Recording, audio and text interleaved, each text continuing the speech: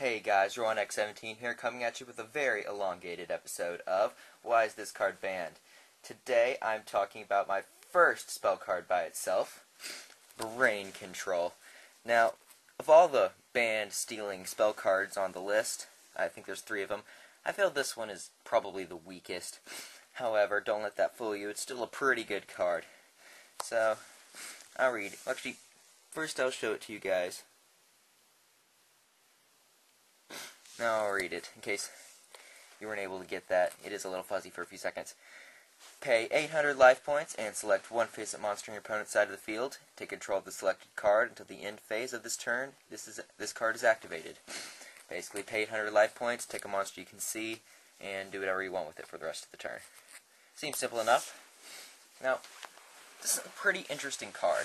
I think out of the 3 of them, this one lasted the longest. I think it was 08 or 09 it was banned. I'm not 100% sure. I just know it was in that time period. Anyway, so one thing I wanted to do in this video was compare it to a similar card that is still legal right now. It's Buddy Mind Control. Now, I find this interesting because Brain Control is banned and Mind Control is limited. Now, let me tell you about the differences. Mind Control does not have an 800 life point cost, and it can target them irregardless of their position. However, Brain Control is allowed to do whatever you want with the monster. Mind Control says it cannot attack or be tributed. Now this brings up an interesting point, because a lot of the time nowadays when we steal monsters, it's mainly to make our own extra deck cards out of them, so we don't have to use our own. So, if you're doing that, Mind Control is actually a better card for that than Brain Control, because you can target more stuff with it, and you don't have to pay any life points. However, Brain Control, if you just want to go for the full experience of stealing monsters, is a better card, because you can't really do anything if you Mind Control it, other than make stuff out of it. So yeah, just wanted to make that quick comparison, just get that in your mind. So, what do I think of this card? It's pretty good. To be honest, I actually prefer running Mind Control because I'm just like making stuff out of the stuff I steal. I guess in any of my decks that I'm not playing Mind Control to like just steal stuff with and make stuff, like I guess I'd definitely play Brain Control if it became legal again in those decks. Maybe in the other ones, but I'm not so sure. Because, I don't know, it's probably the most watered down, but So, do I think this come back?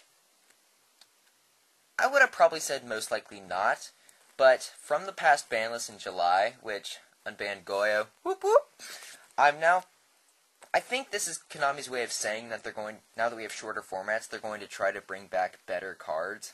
Like, before the stuff, they didn't like to bring cards back very often. What they did bring back was really bad cards like Tsukiyomi and Magician of Faith that they only got brought back because they were just so horrible. Okay, they're not horrible, but they're just completely irrelevant to the meta. While Goyo isn't exactly what I'd call meta-relevant, he's still a very good card. He's just pretty power-crept by being in a Xyz dominant, I guess I'd say, format.